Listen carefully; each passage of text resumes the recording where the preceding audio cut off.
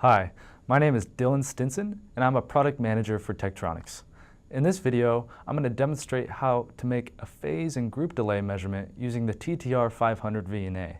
Phase and group delay are two measurements that can be used for determining if there's distortion in your device or network of devices.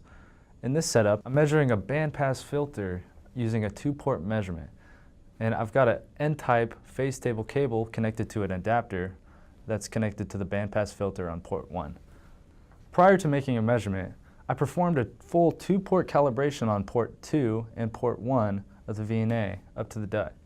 And in order to account for the change in adapter used in the calibration versus the measurement, I performed a port extension to compensate for the change. See how to make a full calibration and port extension in our previous videos. In VectorView PC, you can see that we're measuring the S11 trace of the device under test. To look at the forward transmission, or the S21 trace, go to Measure and S21. And I'll scale to get a better look at it. Now to look at the forward transmission, or the forward insertion phase response, let's add a trace. So go to Trace and Allocate Trace. To make this more clear, I'll change the trace layout and click Trace 2, and let's go ahead and change that to phase in degrees. And to get a better understanding of where our pass band of the filter is, let's go ahead and add a couple markers to each trace. And I'll place these on roughly the -5 dB mark, just to get an idea.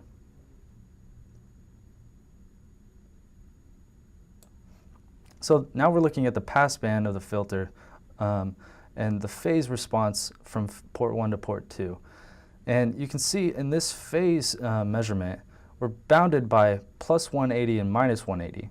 And so we can see that there's a relatively linear phase response, which is good and is what is one of the requirements for distortionless transmission. And I'll expand this window a little bit more. And there are a couple deviations, but you probably can't really tell in this view. To get a better view, we can go to Format, More, and Expanded Phase. So now we're looking at the phase response no longer bounded by the +180 or -180.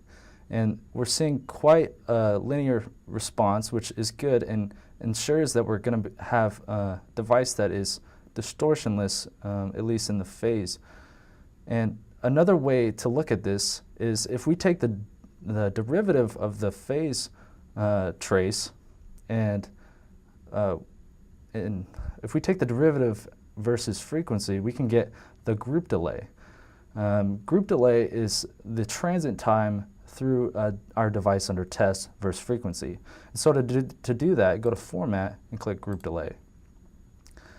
Now, since this is the derivative of phase response, we're now looking for a constant value for distortionless transmission. Where phase response, we're looking for a linear or a constant slope, we're now looking for a constant value. And you can see through the passband of the filter, it's relatively flat, which is good. But there are some deviations from linearity. These deviations from linearity can be the cause for distortion through our device. And if we wanted to, we could measure the peak-to-peak deviations. And these deviations are often specified in the device under test data sheet. And in VectorView PC, to get a more analysis, you can even save and export S-parameter files to analyze with any common EDA simulation tool. So now that we've done that measurement, you can see that this filter is performing relatively well in the passband, which is what we would expect. In this video, I showed how to make a phase and group delay measurement and how easy it is using the TTR500 VNA. For more information, contact us at tek.com.